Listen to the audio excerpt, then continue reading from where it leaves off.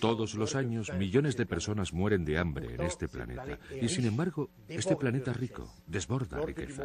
El orden del planeta es mortífero y absurdo. Hay que cambiar ese orden criminal del mundo.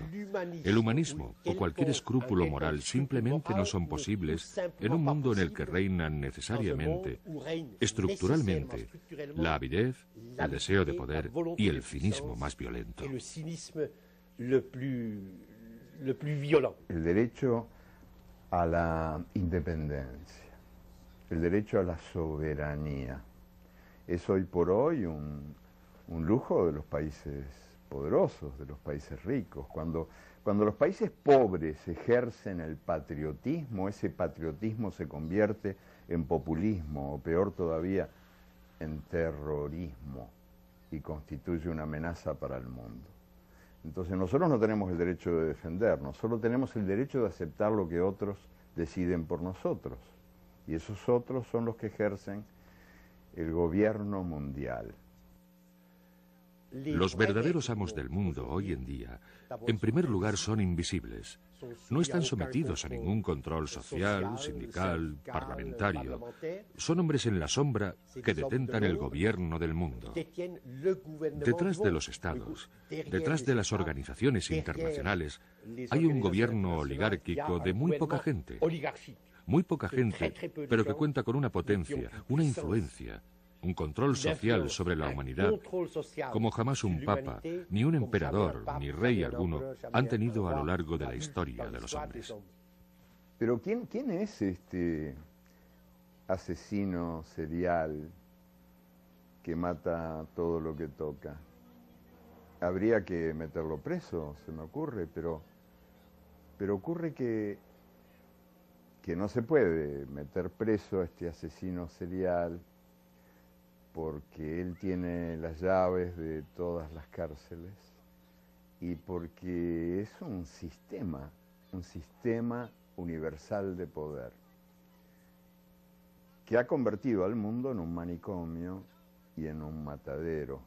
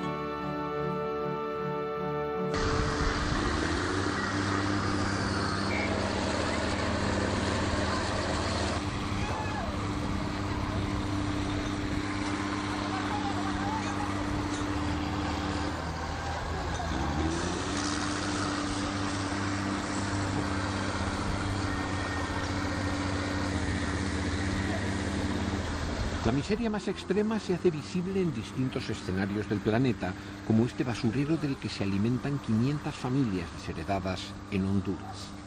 Son visiones obscenas y repetidas de un mundo que durante los últimos 20 años ha cambiado de forma vertiginosa. Al cabo de más de 4 décadas de Guerra Fría, el combate entre las utopías capitalista y comunista se saldó con el desmoronamiento del bloque socialista, y la confrontación político-militar entre el este y el oeste era reemplazada por una profunda división económica entre el norte y el sur.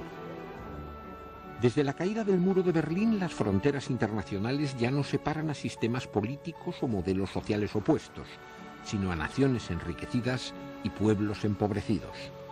El actual telón de acero está en las barreras que contienen a los inmigrantes como infranqueables puertas de un norte opulento gracias a la explotación del sur. Un nuevo orden mundial, tan rígido como el anterior, se ha establecido bajo el control de todopoderosos grupos multinacionales de capital. Un sistema universal de poder con el credo del neoliberalismo como ideología que ha encontrado su principal enemigo en una devastadora violencia terrorista. Un modelo extremadamente injusto, en el que desaparecen los viejos sueños políticos y cuyo análisis resulta urgente.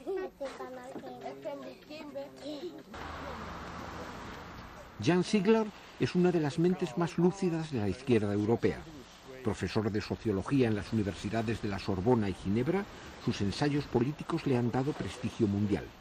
Desde hace años, sus análisis radicales resuenan en el seno de la Segunda Internacional y sus informes como relator de Naciones Unidas constituyen inapelables actas de acusación sobre la injusta distribución de la riqueza. Eduardo Galeano es uno de los intelectuales más respetados de la izquierda latinoamericana.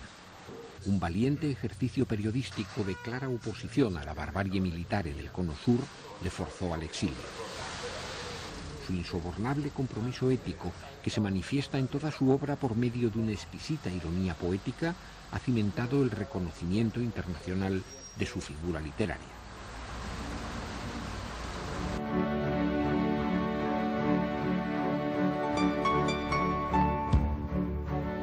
Las voces críticas de Galeano y Ziegler se cruzan para desnudar y retratar el implacable sistema de poder que parece consolidarse en los comienzos del siglo XXI. Y a sus juicios se suman los de otras personalidades, como el dirigente campesino colombiano Héctor Mondragón, los misioneros españoles en África José Collado y Ángel Olaran, el jurista norteamericano William Goodman, la exministra de Cultura de Malí, Aminata Traoré, el juez español Baltasar Garzón o el escritor argentino Ernesto Sábato, en el intento común de examinar el nuevo orden del mundo.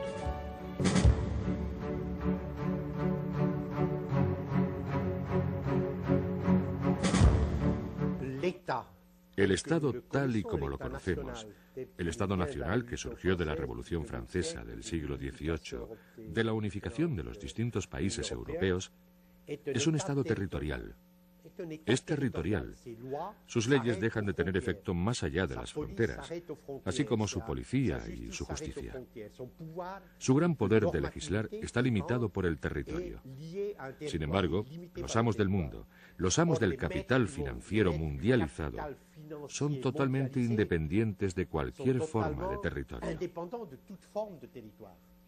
Porque en el proceso de creación del mercado globalizado, de unificación del mundo bajo la ley del máximo beneficio, uno de los tipos del capital se ha independizado. Es el capital financiero, el capital virtual, el capital líquido, el capital móvil que se hace visible y toma cuerpo en las bolsas, y que domina al capital comercial, al capital industrial, al capital social en todas sus formas. En la bolsa, cuando cierra Tokio, abren las de Frankfurt, Madrid, París y Londres. Y cuando las bolsas europeas cierran, toman el relevo las de Nueva York y de Chicago. Por lo tanto, el capital financiero recorre el planeta las 24 horas del día con una única finalidad: el beneficio máximo.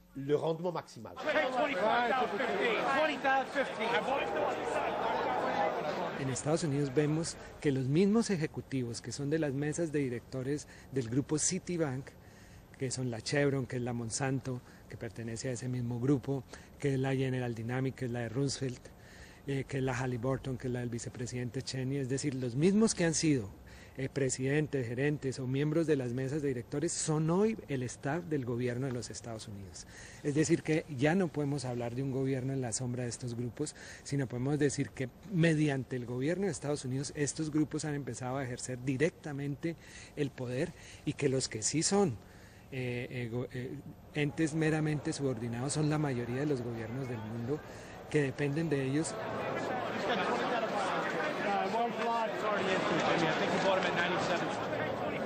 La globalización es una inmensa mentira. Los amos del gran capital, que dirigen el mecanismo de la globalización, dicen: vamos a crear una economía unificada por todo el mundo y así todos podrán disfrutar de las riquezas, de los progresos científicos, de los progresos del comercio, de los progresos de la libertad. Lo que sucede en realidad, si observamos la economía, es que existe una economía de archipiélagos que la globalización ha creado. Existen algunos islotes extremadamente ricos, extremadamente poderosos, y continentes enteros que desaparecen en la oscuridad. No hay duda de que entre las organizaciones interestatales visibles, que están en la vitrina de la globalización, 3 organizaciones son las más poderosas, que dominan, que regulan los acontecimientos económicos.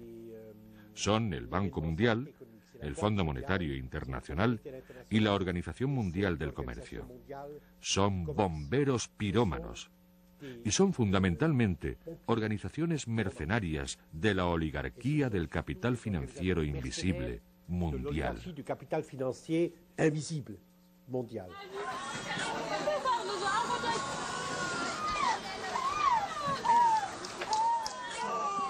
La política del Fondo Monetario Internacional como la del Banco Mundial yo no la veo clara por ningún sitio porque no se ven los beneficios. Yo aquí en 30 y tantos años pues veo que la pobreza va aumentando. Los ricos del país cada vez son más ricos, pero los pobres son cada vez más pobres. La agricultura va para abajo, la ganadería va para abajo, todo va para abajo. Si hubieran efectos saludables para toda esta gente, se verían. Yo no los veo por ningún sitio. Es la mundialización de la pobreza, ¿no?, de la riqueza. Yo no creo que se pueda luchar contra la pobreza ni crear, como se llama aquí, una estrategia de lucha contra la pobreza sin luchar contra la riqueza y sin luchar contra los ricos mismos. ¿Por qué? Los ricos son cada vez más ricos y los pobres son cada vez más pobres.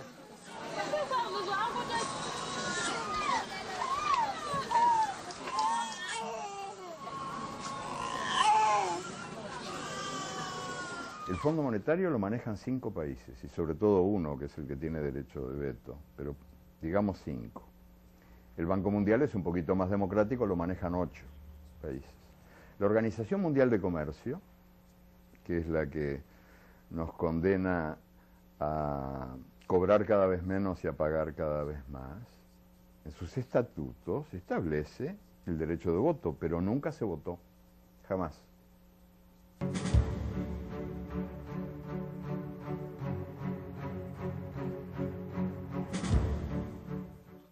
El capitalismo de hoy en día, tal y como se ha desarrollado a lo largo del planeta, como el mercado mundial unificado como instancia única, con esa mano invisible que decide quién muere y quién vive en este planeta, es en realidad un killer capitalismus, un término alemán que los economistas marxistas alemanes inventaron.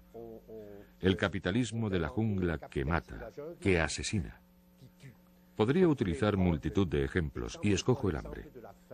Todos los días en este planeta, según la FAO, 100.000 personas mueren de hambre o a causa de sus consecuencias inmediatas. El año pasado, cada 5 segundos, un niño de menos de 10 años moría de hambre. Y el año pasado también, 856 millones de personas, una de cada 6, ha permanecido malnutrida de forma grave y permanente. Las cifras indican que la pirámide de mártires aumenta, y todo esto sucede en un planeta que, según la FAO, podría alimentar en condiciones normales, con 2.700 calorías por día para un adulto normal, a 12.000 millones de seres humanos, y somos 6.000 millones, es decir, a casi el doble de la población actual. O sea que en esta matanza cotidiana del hambre no hay fatalidad alguna.